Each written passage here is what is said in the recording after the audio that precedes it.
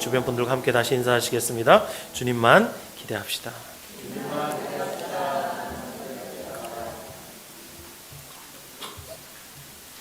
오늘 은혜 나누실 하나님 말씀은 구약성경 창세기 6장 5절부터 22절까지의 말씀입니다.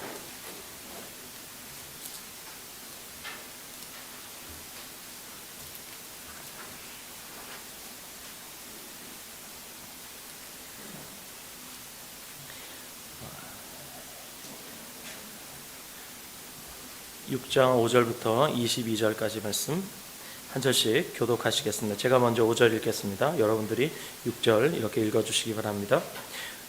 여호와께서 사람의 죄악이 세상에 가득함과 그의 마음으로 생각하는 모든 계획이 항상 악할 뿐임을 보시고 이르시되 내가 창조한 사람을 내가 지면에서 쓸어버리되 사람으로부터 가축과 기는 것과 공중의 새까지 그리하리니 이는 내가 그것들을 지었음을 한탄함이니라 하시니라.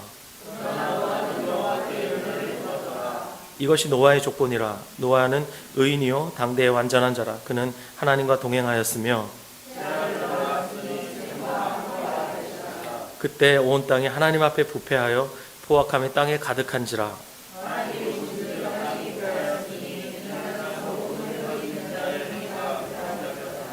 하나님이 노아에게 이르시되 모든 혈육 있는 자의 포악함이 땅에 가득함으로 그 끝날이 내 앞에 이르렀으니 내가 그들을 땅과 함께 멸하리라.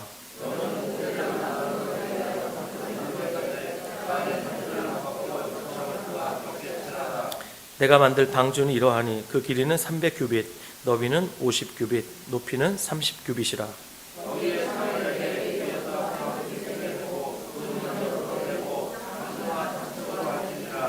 내가 홍수를 땅에 일으켜 무릇 생명의 기운이 있는 모든 육체를 천하에서 멸절하리니 땅에 있는 것들이 다 죽으리라.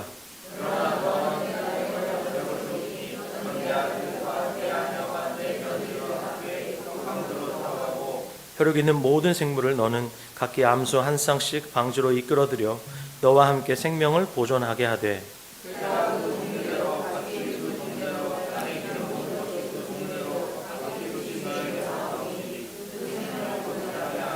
너는 먹을 모든 양식을 네개로 가져다가 저축하라. 이것이 너와 그들의 먹을 것이 되리라.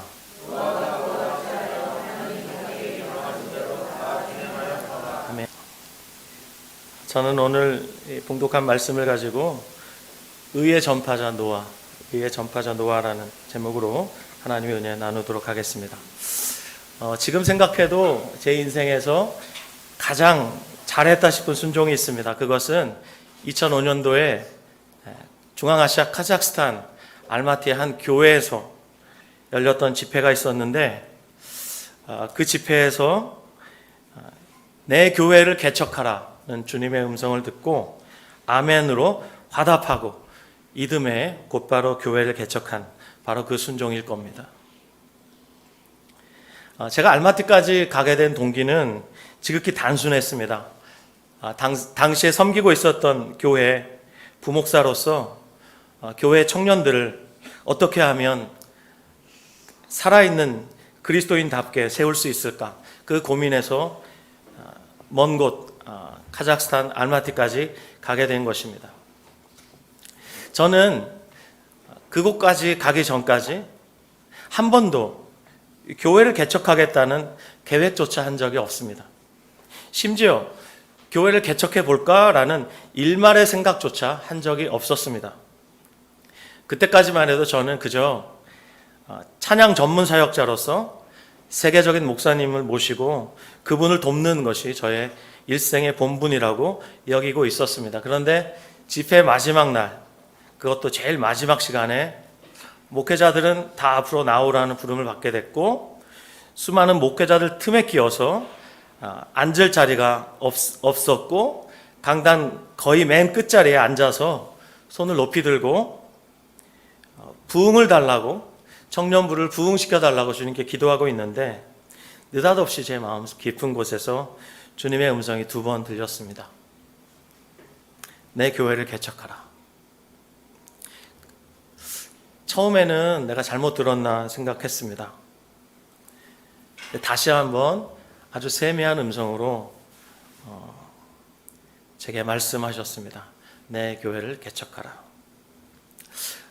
얼마 전 서효선 집사님의 딸 성원이가 저와 함께 식사를 하게 됐는데 지금은 남아공으로 갔죠. 성원이가 제게 물어봤어요. 목사님은 어쩌다가 목사가 됐어요? 그래서 제가 이런저런 얘기를 하다가 하나님의 음성을 들었던 이야기를 해 주었습니다. 그때 제가 이렇게 말했습니다. 성경에 나오는 하나님의 사람들은 주님이 말씀하실 때 정말 주님 당신이 말씀하셨나요? 라고 묻지 않았다고. 무슨 얘기냐면 우리가 주님의 음성을 듣는다는 것은 그분이 목자이시고 우리가 양이기 때문에 목자는 양에게 말씀하시고 양은 목자의 음성을 듣습니다. 여러분들 오늘 제 음성을 듣고 계시죠? 예, 똑같은 거예요. 예수님이 우리 목자이시면, 예수님이 우리 마음속에 살아계시면 우리 마음 깊은 곳에서 주님이 말씀하십니다. 그때 우리 듣습니다. 주님의 양이라면 누구라도 들을 수 있게 되는 거예요. 연거푸 2번이나 들었습니다. 나중에 한국에 와서 알게 된 사실이지만 당시에 한국에 남아있었던 제 아내도 그 기간에 교회를 개척하라는 주님의 느닷없는 명령을 함께 받았습니다. 그래서 제가 의심할까 봐 주님이 저에게도 말씀하셨을 뿐만 아니라 제 아내에게도 동일하게 말씀하셨어요. 한국에 돌아와서 개척하려니까 정말 막막했습니다. 필설로 다 풀어낼 수 없을 만큼 마음이 정말 복잡했습니다. 어디로 가야 하지? 누굴 만나야 하지? 무얼 어떻게 시작해야 하지? 정말 막막했습니다. 주님이 말씀하신 딱 2마디. 내 교회를 개척하라. 그것밖에 없었습니다. 그래서 함께 사역하시던 선배 목사님께 저의 사정을 나누고 상담을 했습니다. 그랬더니 담임 목사님이 저를 부르셨어요. 빨리 사임해라. 그리고 빨리 교회를 개척하라. 그래서 불과 몇 달 만에 그 교회에서 사임할 수밖에 없었습니다. 개척 지원금 누구도 지원해주는 사람 없었습니다. 함께할 성도는 한 사람도 없었습니다. 제가 그때까지만 해도 하지 말아야 할 사업에 손을 대가지고 가진 재산 다 날리고 손에 남은 것이라곤 평생 갚아야 할 빚만 잔뜩 있었습니다. 그래서 이리저리 융통을 해보았더니 겨우 보증금 1,000만 원에 월세 70만 원짜리 아파트 하나 얻을 수 있었습니다. 당시 제가 수없이 했던 넋두리가 있어요. 그건 이것이었어요. 주님, 그래도 제가 가진 재산 좀 있을 때 내 이름으로 된 서울의 아파트 팔아서 그럴듯한 예배실도 얻고 그러면 나도 폼나고 주님도 좀 폼나고 좋을 텐데 왜 하필이면 다 망했을 때 개척하라고 하시나요?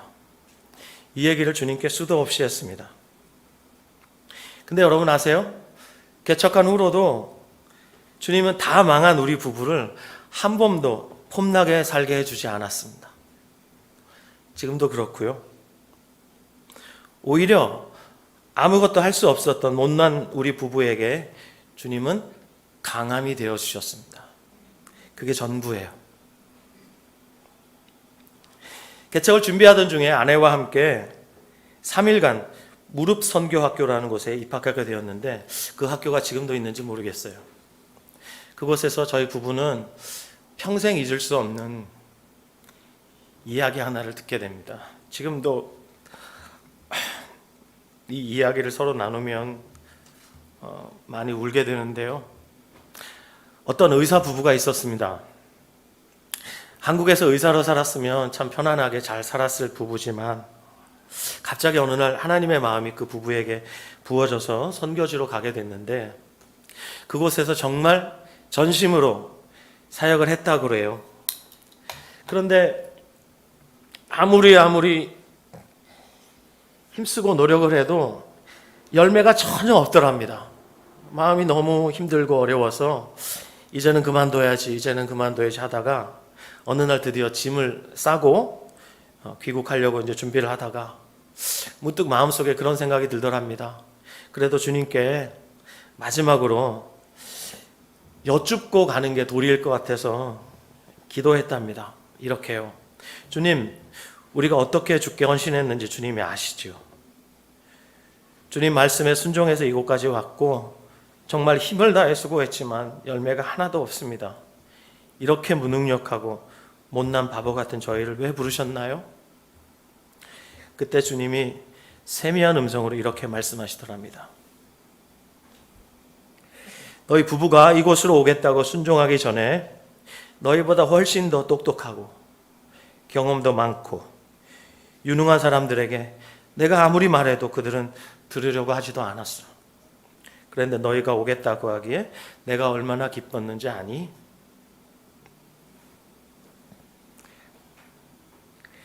그 주님의 음성에 이 두 부부가 쌌던 짐을 다시 풀기 시작했고 계속 그 자리에서 묵묵히 주님을 섬겼답니다. 아마 모르긴 해도 그분들은 지금까지 그 자리를 지키고 있을 겁니다. 바보같이. 오늘 우리가 함께 읽은 본문 창세기 6장에는 바보 같은 한 사람이 등장합니다. 바로 노아입니다. 천지 만물을 창조하신 하나님께서 어느 날 불쑥 노아에게 찾아오셔서 이렇게 말씀하십니다. 창세기 6장 17절 18절 보시죠. 내가 홍수를 땅에 일으켜 무릇 생명의 기운이 있는 모든 육체를 천하에서 멸절하리니 땅에 있는 것들이 다 죽으리라. 그러나 너와는 내가 내 언약을 세우리니 너는 내 아들과 내 아내와 내 며느리들과 함께 그 방주로 들어가고. 읽지 않았지만 7장 4절 한번 보시죠. 지금부터 7일이면 내가 40주야를 땅에 비를 내려 내가 지은 모든 생물을 지면에서 쓸어버리리라. 왜 주님이 이런 결심을 하게 됐을까요? 그 이유가 6장 13절에 나옵니다. 6장 13절 보시죠. 자, 다 함께 읽겠습니다. 시작. 하나님이 노아에게 이르시되 모든 혈육 있는 자의 포악함이 땅에 가득함으로 그 끝날이 내 앞에 이르렀으니 내가 그들을 땅과 함께 멸하리라. 요즘 우리가 묵상하고 있는 창세기를 통해 우리는 이미 하나님이 온 우주 만물을 어떻게 창조하셨는지, 무엇보다 하나님의 가장 소중한 피조물인 인간을 어떻게 창조하셨는지 살펴보아서 알고 있습니다. 또 아담의 생명 안에 죄가 들어가서 그 죄로 인해서 아담과 하와가 어떻게 하나님을 반역했는지 죄의 반역성을 묵상했고, 또 그의 후손들에 의해서 죄가 어떻게 세상에 확장되어 갔는지 죄에 가공할 만한 확장성을 볼 수 있었습니다.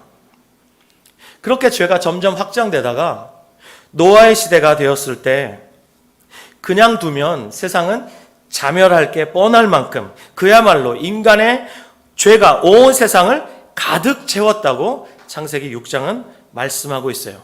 6장 5절부터 7절 한번 보시죠. 여호와께서 사람의 죄악이 세상에 가득함과 그의 마음으로 생각하는 모든 계획이 항상 악할 뿐임을 보시고 땅 위에 사람 지으셨음을 한탄하사 마음에 근심하시고 이르시되 내가 창조한 사람을 내가 지면에서 쓸어버리되 사람으로부터 가축과 기는 것과 공중의 새까지 그리하리니 이는 내가 그것들을 지었음을 한탄함이니라 하시니라. 여러분이 이미 아시듯이 창세기 1장에 보면 하나님이 엿새 동안 온 우주 만물을 그리고 사람을 창조하십니다. 그리고 하루하루가 지날 때 하나님이 좋았더라라고 말씀하셨어요. 히브리어로 토브. 좋았더라. 특별히 사람을 창조하신 여섯째 날에는 심히 좋았다고 말씀하셨어요. 그런데 지금 하나님이 그렇게 좋아하셨던 하나님이, 그렇게 만족스러워하셨던 하나님이 후회하시고 한탄하시고 근심하고 계십니다. 특별히 한탄하사라고 번역된 히브리어 단어는 가슴 아파하다라는 뜻이에요. 그리고 근심하시고라고 번역된 히브리어 단어는 자신이 마음으로 고통스러워하다는 거예요. 그 고통이 자기에게를 향하고 있을 때 쓰는 단어라 그래요. 이 두 단어 모두 극도의 괴로움과 상처받은 마음을 표현할 때 쓰는 단어라 그래요. 여러분 생각해 보세요. 능력이 무한하신 하나님이, 말씀 한마디로 천지 만물을 창조하신 하나님이, 아무것도 부족함이 없으신 분이 왜 상처를 받아서 그토록 극도로 괴로워하실 수 있을까요? 이런 하나님이 여러분은 상상이 되세요? 왜 이렇게 아파하시고 괴로워하실까? 사랑 때문입니다. 자비 때문입니다. 긍휼 때문입니다. 하나님은 죄에 대하여 분노하시는 분이죠. 거룩하시죠. 의로우신 재판관이시죠.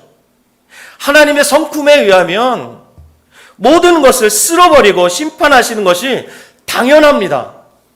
이건 하나님의 성품에 딱 맞는 거예요. 당연한 거예요. 온 세상을 죄가 가득 채웠어요. 이 죄를 쓸어버리려면 온 세상을 심판하시는 게 맞아요.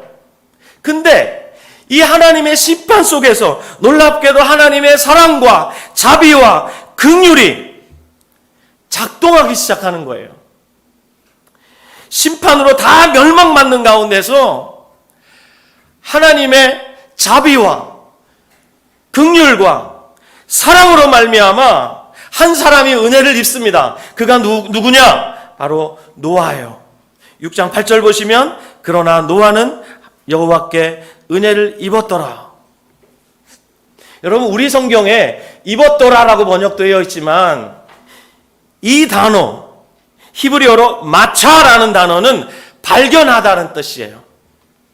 발견하다. 그래서 6장 8절을 원문 그대로 직역하면 이렇게 됩니다. 그러나 노아는 여호와의 눈 안에서 은혜를 발견했다. 할 수 있으면 여러분 성경에 입었다 밑에다가 발견했다라고 한번 써보십시오.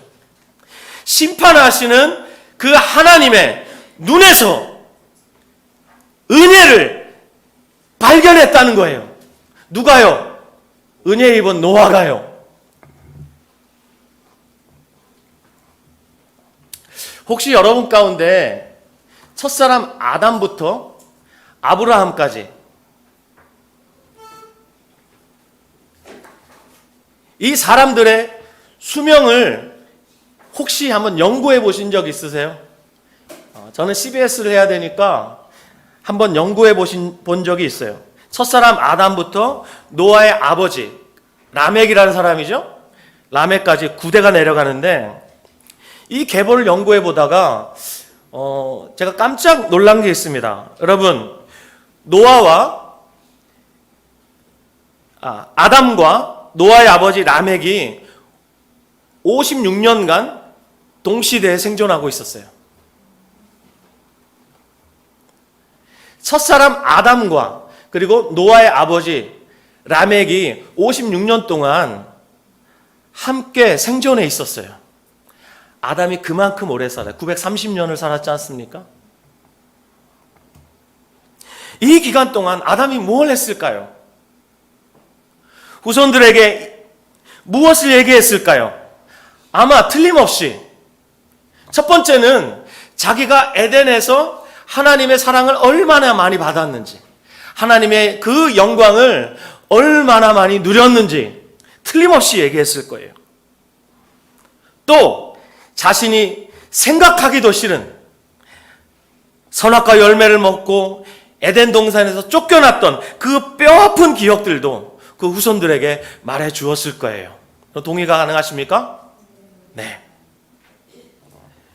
또 아담의 반역에도 불구하고 하나님이 그를 죽이지 아니하시고 창세기 3장 15절에 나오는 이걸 원복음이라 그래요. 여자의 후손을 보내시겠다라는 하나님 편에서 준비하신 복음을 아담에게 전해 주었던 그 사실도 후손들에게 말해 주었을 것이 분명합니다. 무슨 얘기냐면 아담이 구대손 라멕과 동시대를 살았다는 말은 아담의 구대손까지 아담의 영향력 아래에서 살았음을 의미합니다. 즉 아담이 전했던 복음, 그 복음을 노아의 아버지 라멕까지 모든 사람이 다 들었다는 거예요.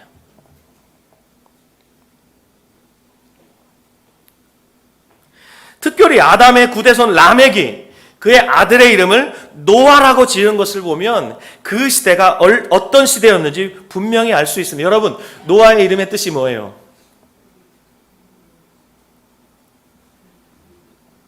틀려도 괜찮아요. 위로예요. 안위예요. 위로해 주는 거예요. 6장 11절 13절 보면 포악함이 온 땅에 가득했다고 합니다. 6장을 시작하는 1절에 보면 하나님의 아들들이 나오죠. 그리고 사람의 딸들이 나오는데 이들로 인해서 네피림이 태어났다고 말하죠. 이 네피림은 고대의 용사라 그랬습니다. 용사란 말은 칭찬이 아니라 하나님을 대적했던 사람들을 말하는 거예요. 폭력으로 통치했던 폭군들을 말하는 거예요. 그 당시에 얼마나 포악함이 온 땅에 가득했는지, 자기의 힘을 가지고, 자기의 권력을 가지고, 자기의 부를 가지고 자기가 원하는 대로 마음대로 살았던 그 시대를 우리가 능히 상상할 수 있습니다. 얼마나 사람들이 포악에 시달렸을까. 지금 우리가 경험하고 있는 이 부익부 빈익빈, 계급차별, 갈수록 이 세상은 고대 피라미드 시대, 이집트 시대 피라미드 구조처럼 더 이상 계층을 넘어갈 수 없을 만큼 점점 이 피라미드 구조는 점점 고착화되어 가고 있어요. 더 이상 개천에서 용납할 수 없다고 하죠. 가진 자는 더 많이 가지게 되고 못 가진 자는 가진 것도 빼앗기게 되는 지금의 현실을 고대 시대에도 똑같이 겪었어요. 포악함이 온 땅에 가득했다. 이때에 첫사람 아담이 전해주었던 복음을 노아의 아버지 라멕이 들었고, 이 라멕으로부터 복음을 들었던 노아는 복음을 통해서 하나님의 본심이 심판이 아닌 구원에 있었다는 사실을 이미 알고 있었어요. 그래서 홍수 심판을 선언하시는 주님의 눈 속에서 가득했던 은혜를 볼 수 있었던 거예요. 그러나 노아는 여호와의 눈 안에서 은혜를 발견했다. 그래서 온 땅이 죄악으로 가득했지만 노아는 에녹처럼 하나님과 동행했다고 본문, 우리가 읽은 본문에서 말씀하고 있고, 의롭게 살았다고 말씀하고 있고, 방주를 지으라는 하나님의 명령에 순종했어요. 이것이 은혜를 발견한 자의 삶이에요. 여러분, 은혜가 어떤 것입니까? 공짜로 줬으니까 좋으면 받고 받기 싫으면 버려버리고, 이것이 은혜입니까? 은혜를 우리가 싸구려 취급해도 되는 겁니까? 아니에요. 다 같이 디도서 2장 11절 12절 한번 찾아보시겠습니다. 디도서 2장 11절 12절.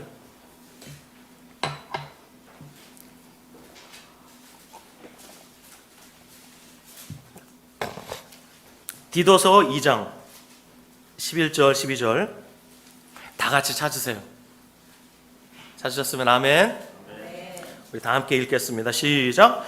모든 사람에게 구원을 주시는 하나님의 은혜가 나타나 우리를 양육하시되 경건하지 않은 것과 이 세상 정욕을 다 버리고 신중함과 의로움과 경건함으로 이 세상에 살고. 여러분, 하나님의 은혜가 나타나면 우리를 양육하신다 그래요. 하나님의 은혜로 양육받는 사람들은 어떻게 사는 줄 아세요? 경건하지 않은 것을, 그리고 이 세상 정욕을 다 버린대요. 동의하시면 아멘?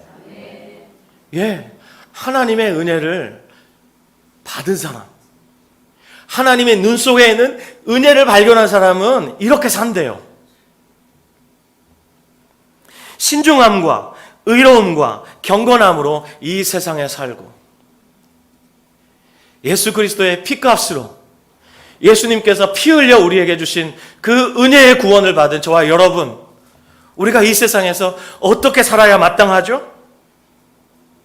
신중함과 의로움과 경건함으로 사는 것이 마땅해요. 저와 여러분이 어디에서 구원을 얻었습니까? 정말 우리 죽을 수밖에 없는 그런 존재 아니었던가요? 저와 여러분 죽을 수밖에 없는 그런 존재였어요. 작년에 베스트셀러가 됐던 책이 있어요. 혹시 책 제목이라도 여러분 들어보셨을 텐데, 죽고 싶지만 떡볶이는 먹고 싶어. 들어보셨나요? 여러분 예수님밖에 모르시죠? 여기에 이런 말이 나와요. 어둠이 없는 사람은 빛을 이해할 수 없다. 어둠이 없는 사람은 빛을 이해할 수 없다. 그늘이 없는 사람은 빛을 이해할 수 없다.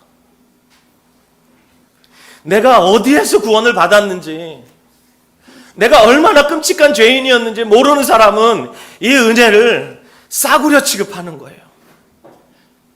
받으면 좋고 안 받아도 그만. 여러분, 우리 그렇게 살 수 없어요. 왜요? 우리가 어디에서 구원을 받았는지 알거든요. 우리가 예수님의 피값으로 구원받았다는 사실을 알거든요. 우리가 예수님의 피값이라는 사실을 알거든요. 처음 사랑 교회가 예수님의 피값이라는 사실을 알기 때문에 우리는 신중함과 경건함과 의로움으로 이 세상에서 살 수밖에 없는 거예요. 사랑하는 여러분, 120년 동안 방주 지었던 노아를 한번 생각해 보세요. 하나님 말씀하셨어요. 비가 내릴 것이다. 이제 7일 후면 비가 내릴 거야. 내가 홍수를 땅에 일으킬 것이다 라고 말씀하셨어요. 여러분 아시다시피 노아는 그때까지 비를 한 번도 본 적이 없어요. 홍수를 한 번도 경험한 적도 없어요. 방주 짓고 있던 120년 동안 여러분 아세요? 하늘에서 물방울 하나 떨어진 적 없어요. 근데 120년 동안 정말 바보같이 사람들에게 조롱당하면서도 그 자리 떠나지 않고 묵묵하게 방주 지었어요. 여러분 제가 미국 갔을 때 켄터키 주에 있는 노아의 방주 실물과 똑같은 크기로 만들어 놓았습니다. 실로 어마어마한 크기예요. 거기서 제가 마음 먹고 전부 영어로 돼 있거든요. 그거 해석하면서 꼼꼼하게 다 보려면 제가 아무리 적게 잡아도 한 3일은 걸리겠더라고요. 여기 갔다 오신 몇 분 계세요. 그렇죠? 실로 어마어마한 작업이에요. 노아 여러분 배 한 번 만들어 본 적 있습니까? 없어요. 노아 농부예요. 그에게 배를 만들려고 그랬어요. 하나님이 노아에게 설계해 주신 이 배 있잖아요. 이 배가 지금도 조선공학자들이 깜짝 놀랄 만큼 절대 뒤집어지지 않는 어마어마한 하나님의 지혜가 담겨있는 배예요. 제가 거기서 기념품 하나를 사왔어요. 작은 모형인데 거기 물이 있고요. 그 물 안에 방주가 떠 있어요. 제가 아무리 흔들어도 배가 뒤집히질 않아요. 저희 집에 오시면 제가 보여드리도록 하겠습니다. 냉장고 앞에 붙여놓고 저는 매일매일 볼 때마다 감탄하곤 합니다. 농부였던 노아에게 배를 지으라 말씀하셨는데 그에게 배 짓는 기술이 어디 있어요? 그러니까 하나님이 친히 다 설계해 주시고 노아가 혹시라도 실수하면 밤에 천사가 내려와 가지고 이렇게 보정해 주고 그렇게 만들었지 않았을까 그런 생각이 듭니다. 물론 노아는 엄청 지혜로웠던 사람이었던 것 같아요. 120년 동안 하늘에서 물방울 하나 떨어진 적 없습니다. 마치 여리고성이 무너질 때 여호수아와 이스라엘 백성들이 엿새 동안 매일 한 바퀴씩 돌았습니다. 엿새 동안 매일 한 바퀴씩 돌 때 성이 무너질 것 같은 그 어떤 조짐도 보이지 않았다고 성경은 말씀하고 있어요. 마지막 날에 7바퀴 돌았습니다. 7일 동안 전부 13바퀴 돌았는데 아무 일도 일어나지 않았습니다. 성벽에 작은 실금 하나 가지 않았고 먼지 하나 일어나지 않았습니다. 오히려 성 안에 있던 사람들이 저것들 뭐하고 있어? 라고 조롱했을 거예요. 13바퀴를 다 돌았습니다. 그런데도 아무 일도 일어나지 않는 거예요. 마지막으로 제사장이 나팔을 불 때 백성들에게 외치라라고 말씀하셨어요. 말씀 그대로 순종했더니 그제야 성이 무너졌다 이 말입니다.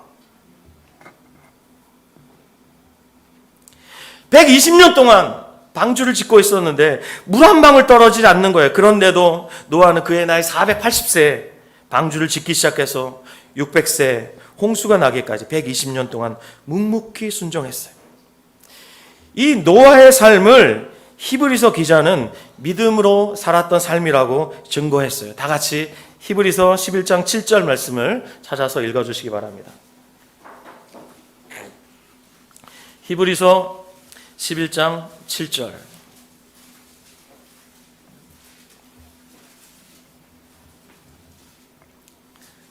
찾으셨어요?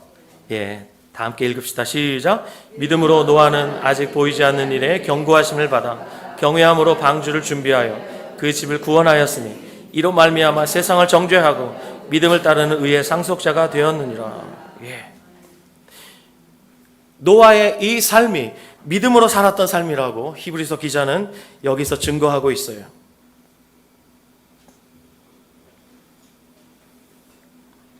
또 베드로는 이 노아의 삶을 가리켜 의를 전파하는 삶이었다고 증거하고 있어요. 베드로후서 히브리서 다음에 보면 베드로 전서가 있어요. 베드로후서 2장 5절 말씀. 베드로후서 2장 5절 말씀. 시작. 옛 세상을 용서하지 아니하시고 오직 의를 전파하는 노아와 그 7 식구를 보존하면서 하시고 경건하지 아니한 자들의 세상에 홍수를 내리셨으며. 예. 히브리서 기자는 노아의 이 삶이 믿음으로 살았던 삶이라 그러고 베드로 사도는 노아의 이 삶이 의를 전파하는 삶이었대요. 히브리서 기자와 베드로의 증거를 가만히 묵상해 보니까 노아의 삶은 어떤 삶이었냐면 복음을 전파했던 삶이에요. 특별히 요한복음 3장 16절에서 18절 말씀을 여러분들 한번 다시 찾아주시기 바랍니다. 요한복음 3장 16절부터 18절 말씀. 3장 16절은 너무 잘 아시는 말씀이죠? 네. 16절, 17절, 18절 말씀 찾아서 읽겠습니다. 시작. 하나님이 세상을 이처럼 사랑하사 독생자를 주셨으니 이는 그를 믿는 자마다 멸망하지 않고 영생을 얻게 하려 하심이라. 하나님이 그 아들을 세상에 보내신 것은 세상을 심판하려 하심이 아니요 그로 말미암아 세상이 구원을 받게 하려 하심이라. 그를 믿는 자는 심판을 받지 아니하는 것이요 믿지 아니하는 자는 하나님의 독생자 이름을 믿지 아니하므로 벌써 심판을 받은 것이니라. 여러분, 노아는 복음을 전하는 삶을 살았어요.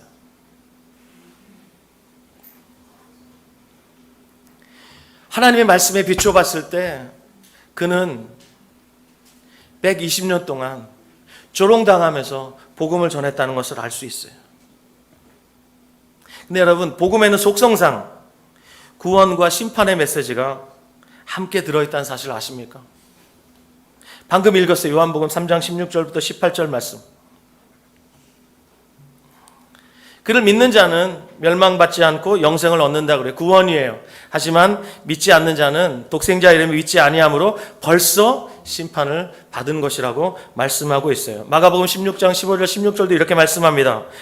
또 이르시되 너희는 온 천하에 다니면 만민에게 복음을 전파하라. 믿고 세례를 받는 사람은 구원을 얻을 것이요 믿지 않는 사람은 정죄를 받으리라. 노아는 순종해서 믿음으로 방주를 지음으로써 의를 전파하는 삶을 살면서 그 삶을 통해서 자신과 자신의 가정을 구원했고 동시에 세상을 정죄했습니다. 마찬가지로 이 시대를 살아가고 있는 우리 그리스도인들, 저와 여러분, 우리들도 하나님이 노아처럼 의의 전파자로 부르셨다는 사실 여러분 아십니까? 왜 제가 이런 말씀을 드리냐면 이건 예수님이 하신 말씀 때문에 그래요. 다 같이 누가복음 17장 26절부터 30절 말씀 보십시오. 누가복음 17장 26절에서 30절 말씀.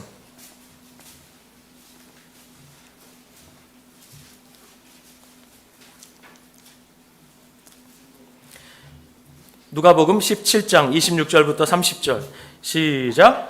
노아의 때에 된 것과 같이 인자의 때에도 그러하리라. 노아가 방주에 들어가던 날까지 사람들이 먹고 마시고 장가들고 시집가더니 홍수가 나서 그들을 다 멸망시켰으며, 또 롯의 때와 같으리니 사람들이 먹고 마시고 사고 팔고 심고 집을 짓더니 롯이 소돔에서 나가던 날에 하늘로부터 불과 유황이 비오듯 하여 그들을 멸망시켰느니라. 인자가 나타나는 날에도 이러하리라. 여러분, 주님이 곧 오십니다. 주님이 지금 오고 계셔요. 믿으시면 아멘? 예. 주님이 오고 계시는 지금 이때가 어떤 때와 같다고 주님이 직접 말씀하셨냐면 노아의 때와 같다라고 말씀하세요.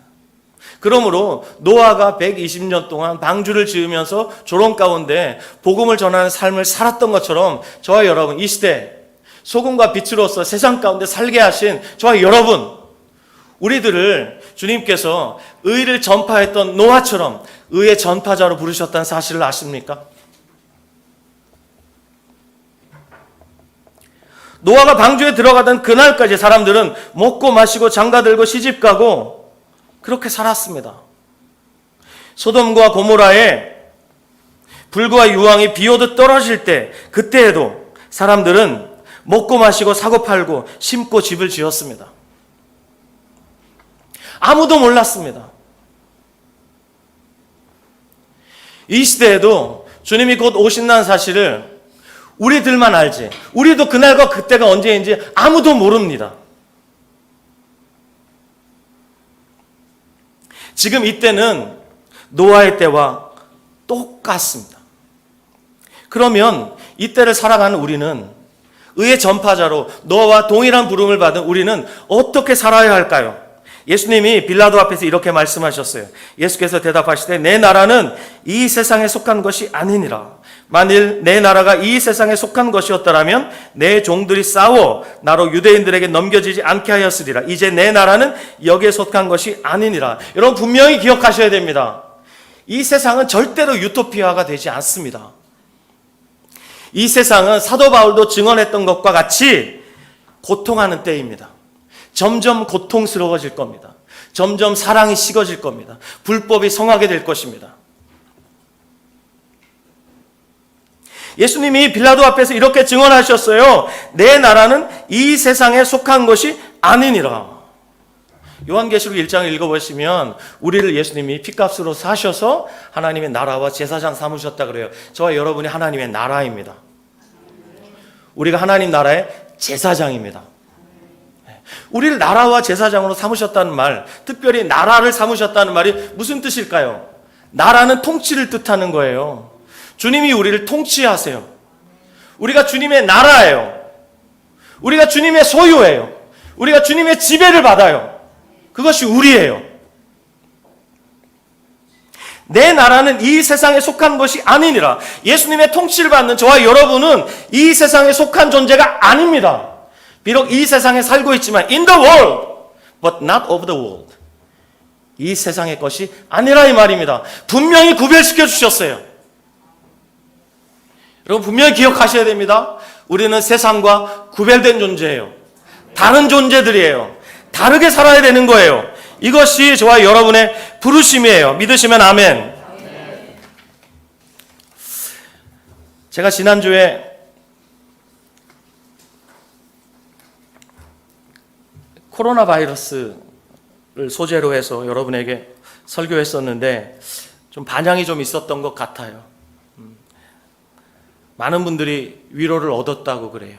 용기를 얻었다 그래요. 근데 제가 지난 한 주간 글을 읽다가 우리나라 대표적인 장로교회 세문안교회 이야기를 읽게 됐습니다. 거기에 참 세문안교회 성도들의 이 태도, 정말 세상과 다른 태도를 다시 주목하게 됐어요. 세문안교회가 교회 건축을 하면서 남긴 아주 감동적인 이야기인데요. 여러분 아시겠지만 세문안교회는 언더우드 선교사님이 사랑방에서 개척을 했죠. 근데 사람들이 너무 많이 몰려들어서 교회 건물이 필요했는데 당시 세문안교회 성도들은 대부분이 농부였어요. 그리고 가난한 상인들밖에 없었어요. 거의 대부분의 하층민들이었어요. 그래서 건축은 엄두를 낼 수 없었어요. 그러다가 1895년 여름에 서울 전역에 무서운 전염병 콜레라가 돌기 시작했어요.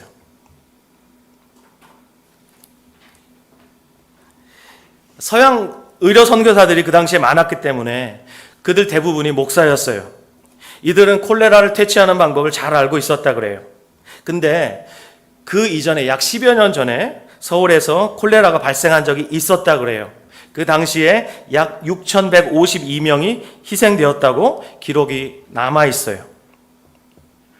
그런데 그 당시에 선교사들에게는 콜레라 백신이 있었기 때문에 선교사들에게 갔던 사람들은 한 명도 감염되지 않았고, 선교사들의 지침을 따랐던 사람들은 피해자가 거의 없었고 콜레라가 다 완치가 됐다 그래요.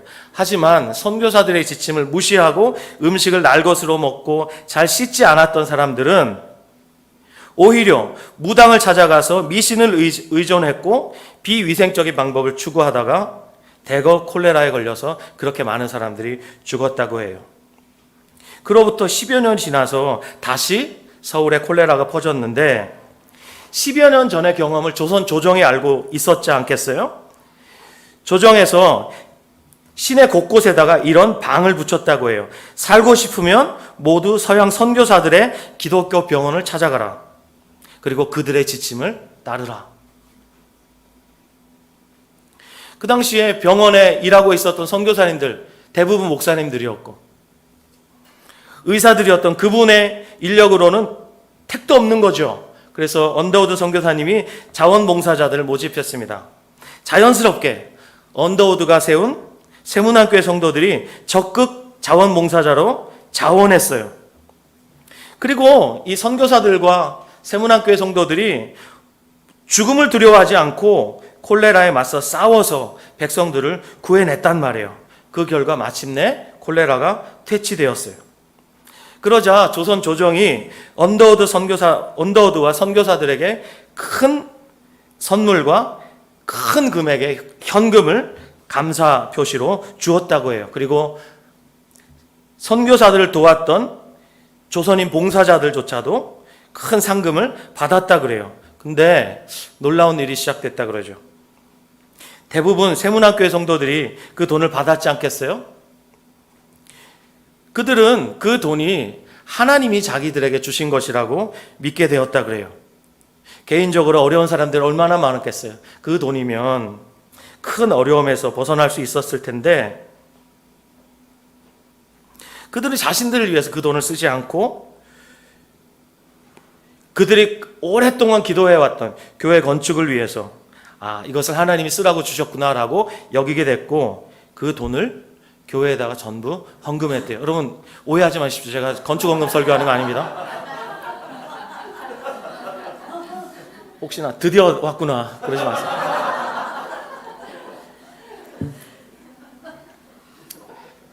그 돈은 사실 그들의 목숨값이죠. 그렇죠?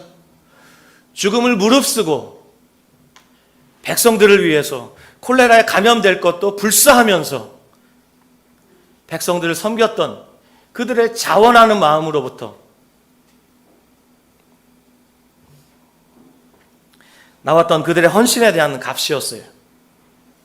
그럼에도 불구하고 그들은 그 돈을 자기 것이라고 여기지 않고 교회에다가 전부 드렸다고 그래요. 그래서 북한에는 소래교회가, 남한에는 세문안교회가 외부의 도움 전혀 빌리지 않고 자력으로 건축된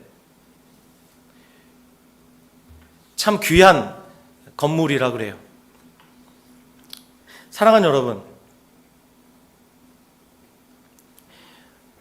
우리는 세상에 속한 존재들이 아니에요. 믿으시면 아멘. 예, 우리는 세상과 달라요. 나는 아닌 것 같은데 아니에요. 달라요, 바보야. 달라요. 여러분, 예수님이 피값으로 우리를 사셨다면 그 피값이 우리를 구별했다는 사실을 여러분 받아들이셔야 됩니다. 이걸 여러분이 믿음으로 간주하셔야 돼요. 예. 그때부터 믿음의 삶이 시작되는 거예요. 구별된 삶이 시작되는 거예요. 내 나라는 이 세상에 속한 것이 아니니라 라고 말씀했어요. 세문안교회 성도들의 그 태도, 그 마음, 그것은 세상 사람들과 전혀 다른 삶이었죠. 이 시대 어떻습니까, 여러분? 지난 한 주도 어떻습니까? 어떤 일베 회원은 가짜로 자기가 감염됐다고 사람들이 놀라는 장면을 찍어가지고 인터넷에 올리면서 이락 스타가 되어보고 싶어서 경찰에 끌려갔죠. 그런 바보 같은 사람들, 그렇게 사는 사람들도 있어요. 하지만 우리는 그들과 전혀 다른 삶으로 이런 시대를 살아가야 합니다. 아멘. 예. 1980년대 중반에 미국 사회를 보면서 빌리 그레함 목사님이 이렇게 말했대요. 만일 하나님께서 미국을 심판하지 않는다면 소돔과 고모라에게 사과하셔야 한다. 만일 하나님께서 미국을 심판하지 않는다면 소돔과 고모라에게 사과하셔야 한다. 미국은 이미 1980년대 중반에 이미 끝난 거예요. 더 이상 미국에게 우리가 본받을 만한 게 없어요. 저 여러분, 우리가 미국을 본받아야 됩니까? 누구를 본받아야 됩니까? 우리 믿음의 선진들, 다르게 살다 간 그들. 오늘 특별히 매월 둘째 주 제가 성경에 있는 인물들을 소개하고 있는데 노아의 삶을 우리가 좀 본받아야 하겠습니다.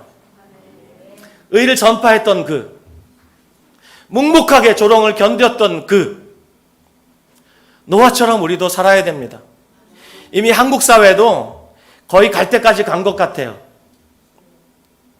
미국이 우리보다 30년 앞섰다 그러고 일본이 우리보다 20년 정도 앞섰다 그러는데 앞으로 20년, 30년이면 한국 사회도 거의 끝났다고 보는 게 맞을 것 같아요.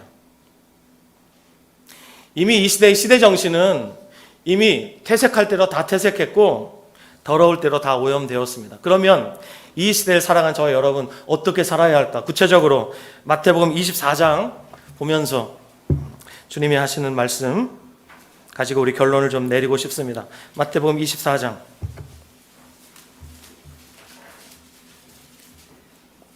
3절 보시죠.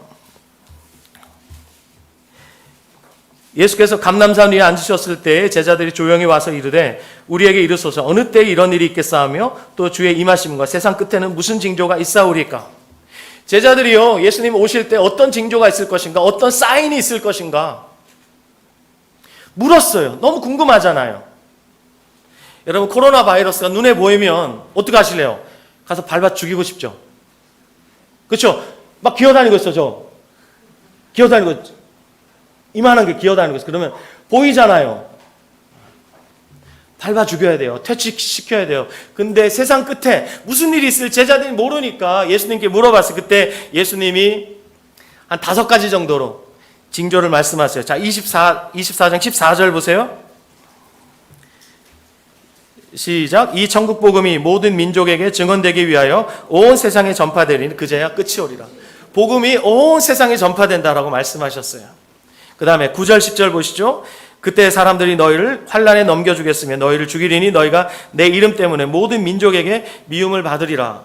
환난과 핍박을 받을 것을 말씀하셨어요. 그때 많은 사람이 실족하게 되어 서로 잡아주고 서로 미워하겠다. 또 4절 5절 보시죠. 예수께서 대답하여 이르시되 너희가 사람의 미혹을 받지 않도록 주의하라. 많은 사람이 내 이름으로 와서 이르되 나는 그리스도라 하여 많은 사람을 미혹하리라. 무슨 얘기예요? 거짓 그리스도, 거짓 선지자들이 미혹하여서 할 수만 있다면 수많은 그리스도인들을 배교시킬 것이다 라고 주님 말씀하시죠. 6절에서 8절 보시죠. 난리와 난리 소문을 듣겠으나 너희는 삼가 두려워하지 말라. 이런 일이 있어야 돼. 아직 끝은 아니라 민족이 민족을, 나라가 나라를 대적하여 일어나겠고 곳곳에 기근과 지진이 있으리니 이 모든 것은 재난의 시작이니라. 전쟁과 기근과 재난이 있을 것을 말씀하고 있는 거예요. 29절로 30절 보시죠. 그 큰 환난 후에 즉시 해가 어두워지며 달이 빛을 내지 아니하며 별들이 하늘에서 떨어지며 하늘의 권능들이 흔들리리라. 그때 인자의 징조가 하늘에서 보이겠고 그때 땅의 모든 족속들이 통곡하며 그들이 인자가 구름을 타고 한 능력과 큰 영광으로 오는 것을 보리라. 예수님이 오시기 전에 이런 징조들이 있을 것이라고 말해요. 근데 여러분, 제가 방금 소개해드린 이 징조들 보세요. 환난과 핍박. 기독교 2000년 역사 내내 있었어요. 그렇죠? 예, 새로울 것이 없어요. 지금 시진핑은 중국 교회의 십자가를 다 철거하고 있죠. 거짓 그리스도와 거짓 선지자들의 미혹, 이것도 초대교회 때부터 지금까지 역사 내내 있었던 거예요. 전쟁과 기근과 재난은 또 어떻습니까? 이것들도 계속 있었던 거예요. 여기 뭐 새로울 게 전혀 없어요. 그러면 새로울 것이 전혀 없는 이런 것이 무슨 징조가 될 수 있을까요? 사람들은 점점 이런 소식을 들을 때마다 둔감해집니다. 전혀 새로울 것이 없네. 환난과 핍박은 어제도 있었고,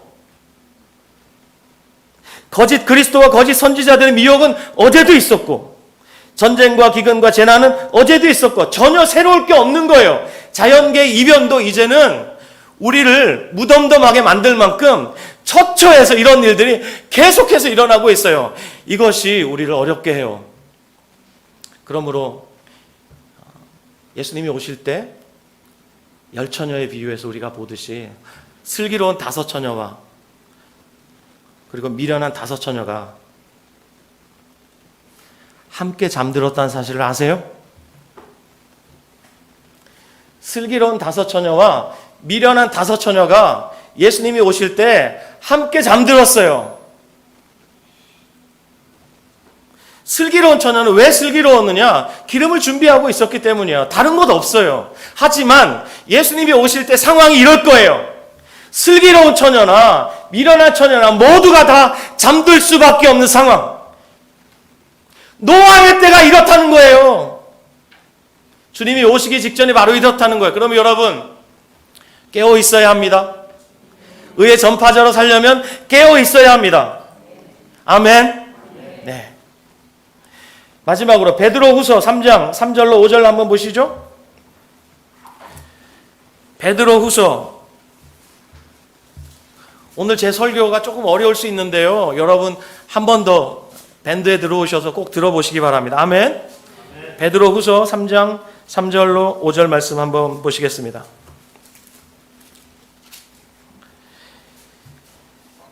자, 다 함께 읽겠습니다. 시작. 먼저 이것을 알지니 말세에 조롱하는 자들이 와서 자기의 정욕을 따라 행하며 조롱하여 이르되 주께서 강림하신다는 약속이 어디 있느냐? 조상들이 잔 후로부터 만물이 처음 창조될 때와 같이 그냥 있다 하니 이는 하늘이 옛적부터 있는 것과 땅이 물에서 나와 물로 성립된 것도 하나님의 말씀으로 된 것을 그들이 일부러 잊으려 함이로다. 예, 예수님이 떠나가시고 지금까지 2000년이 흘렀습니다. 사람들이 조롱하죠. 예수님 온다는데 언제 와? 그리스도인들 중에도 이제 아예 체념하는 사람들이 많아요. 지금 우리는 송내 북부역을 중심으로 여러분 왔다 갔다 하시지만 남부역에 우리가 위치하고 있을 때 남부역 2번 출구로 쭉 내려오면 거기에 화장품 가게도 있고, 근데 자주 바뀌는 가게가 있었어요. 땡처리 가게 아세요? 망했습니다. 그러면서 매일매일 흘러나오는 방송이 있었어요. 뭐예요? 오늘이 마지막입니다. 오늘이 마지막입니다. 근데 내일 가보면요, 또 오늘이 마지막입니다. 무슨 양치기 같아.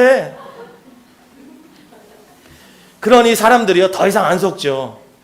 오늘이 마지막입니다. 그러면 내일 또 올 건데 뭐 이런단 말이에요.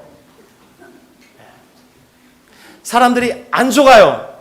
여러분 또 비행기 타실 때 어떻습니까? 만약에 비행기가 바닷물에 착륙하거나 불시착했을 때를 대비해서 어떻게 하면 우리의 안전을 보호할 수 있을까? 방송이 나오잖아요. 그거 유심히 보는 사람은 거의 없어요. 왜 그래요? 내게 해당이 되지 않는다고 생각하기 때문에. 근데 일본 사람들은 그 방송을 유심히 본다지요? 왜 그래요?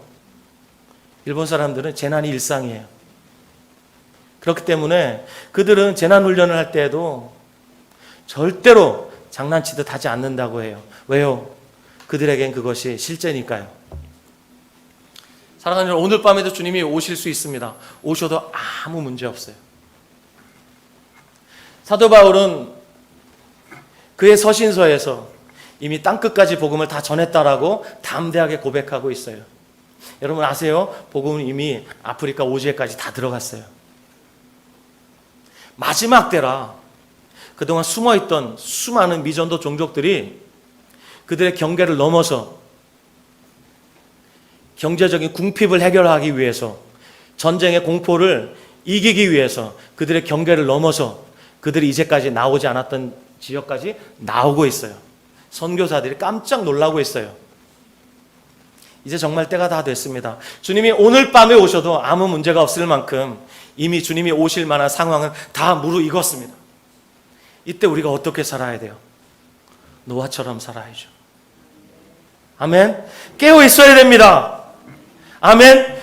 2000년 전에 오셨다고 그랬는데 언제 와? 그러면서 부어라, 마셔라, 즐겨라, 이렇게 살다간 큰 코 다칠 수 있습니다. 슬피 울며 일을 갈 수 있습니다. 사랑하는 여러분, 우리 깨어 있어야 합니다. 옆 사람 손 잡으시고 말해주세요.